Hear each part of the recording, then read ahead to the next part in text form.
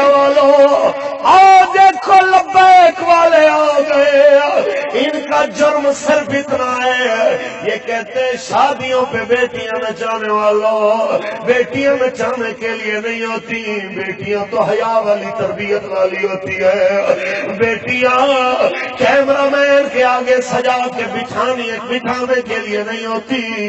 بیٹیوں کی تو قرآن کی آواز بھی گھر کی چار دیواری سے باہر نہیں آنی چاہیے۔ ہمارا جرم صرف اتنا ہے، ہم تمہیں جگانے کے لیے آئے ہیں، آنکھیں کھولو، بلہ تیر اور نور کے جھوٹے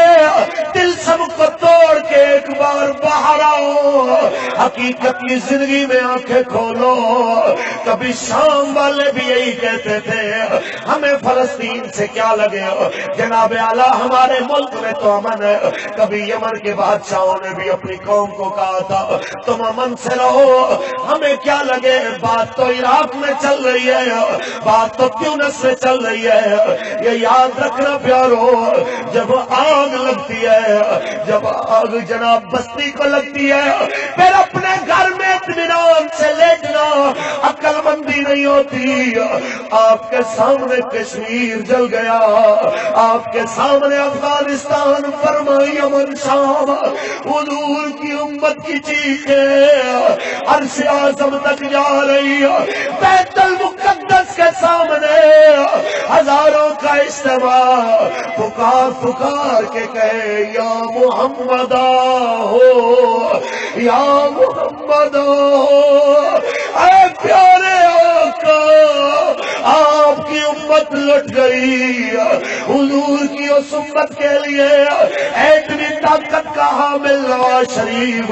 ایک بار بھی جذباتی نہ ہوا۔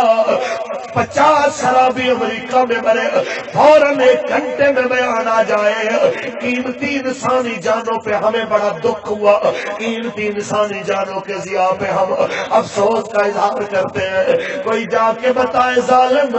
جہاں شرابی تیری نظر میں قیمتی ہو اور شام کے وہ معصوم بچے قیمتی نہ ہو جن کے لیے میرے نبی نے دعا فرمائی تھی اللہم بارک لنا فی شامنا و یمننا، وہ شام کے بچے تڑپ تڑپ کے رگڑ رگڑ کے کیمیکل ہتھیاروں سے شہید کر دیے گئے، ایک آنسو بھی نواز شریف کی آنکھ میں نہ آیا، زرداری بلاول عمران کی آنکھ میں نہ آیا۔ جن بچوں کی لاشیں دیکھ کے کافروں کی جنرل اسمبلی کے اندر کافر یہودی بھی رو پڑے، عیسائی بھی رو پڑے،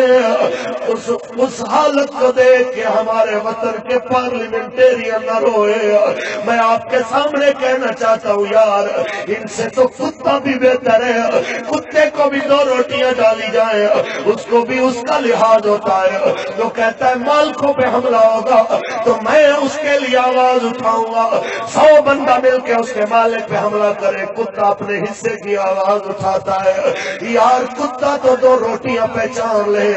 اور حاکم وقت مسلمانوں کا خون بھی نہ پہچانے، حضور کی امت بھی نہ پہچانے، نبی کا دین بھی نہ پہچانے، میں کیا کہوں میاں محمد وقت فرما گیا ہے کہ بے غیرت دی یاری کو سنگ کتے دا چنگا،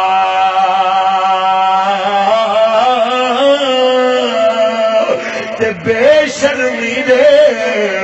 مرغے نالوں ساگ سروں دا چنگا۔ ہم تو بس یہی بتانے آئے ہیں، تقریر ختم کرنے لگا ہوں، بس میں یہی پیغام دے رہا ہوں، میری تقریر 2018 تک بھول نہ جانا،